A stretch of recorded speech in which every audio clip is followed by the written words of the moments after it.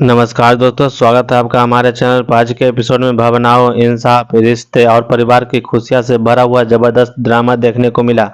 एक तरफ ईसा के सामने कानून इंसानियत की सबसे बड़ी परीक्षा थी, तो दूसरी तरफ सूरज और ईसा के रिश्ते में फिर से नई की एक शुरुआत होती नजर आती है। आइए जानते हैं आज की पूरे एपिसोड का फुल अपडेट। एपिसोड की शुरुआत होती है जब आईएएस आईपीएस ईसा अपनी टीम के साथ दादा और उनके पोते को गिरफ्तार करने के लिए सूरज के घर पहुंचती है।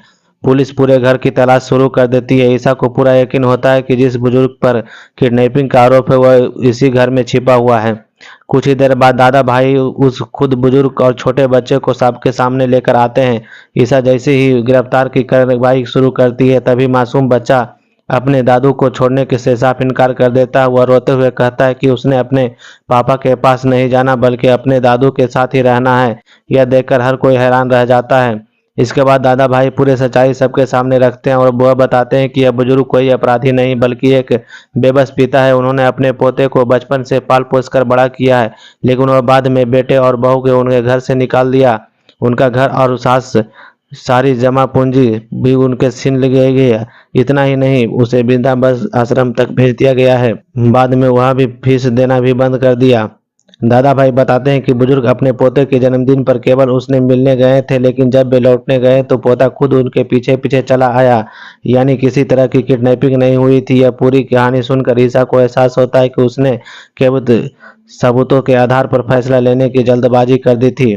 अब ईसा के सामने सबसे बड़ा सवाल होता है, क्या वह कानून का पालन करते हुए बुजुर्ग को गिरफ्तार करेगा या इंसानियत का साथ देगी।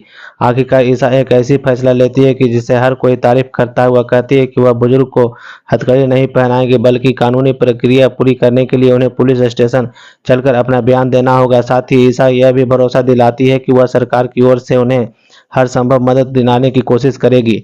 सूरज भी इस नेक काम में आगे आता है। वह खुशबू भाभी को बुजुर्ग का वकील बनकर उसके साथ पुलिस स्टेशन जाने को कहता है।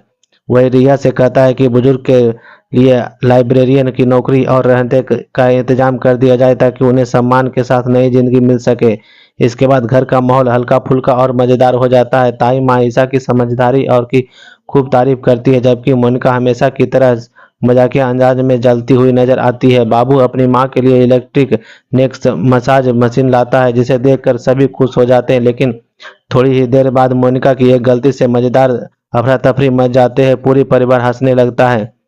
दूसरी तरफ रिया के नए झुमकों को देखकर घर वाले को शक होने लगता है कि शायद उससे किसी ने प्यार हो गया है। सभी उसके खूब खिंचाई करते हैं, लेकिन कि रिया बड़ी चालाकी से बात बदल देकर सावन की पूजा की तैयारी शुरू कर देती है। एपिसोड के आखिर में सबसे भावुक पल देखने को मिलता है। ईसा अपने हाथों से सूरज के लिए खीर बनाता है। सूरज 2 साल बाद ईसा के हाथ का बना खाना खाता है और दोनों की आंखों में फिर से अपने रिश्ते की नई शुरुआत देने की उम्मीद दिखाई देती है। इसके बाद सूरज ईसा से पूछता है कि क्या इस बार श्रावण की पूजा में दोनों साथ में करेंगे। ईसा भी मुस्कुराकर हामी कर देता है। इसी खूबसूरत पल के लिए साथ आज का एपिसोड समाप्त हो जाता है। देखते रहिए हम ड्रामा रोज। अगले एपिसोड में जरूर मिलेंगे।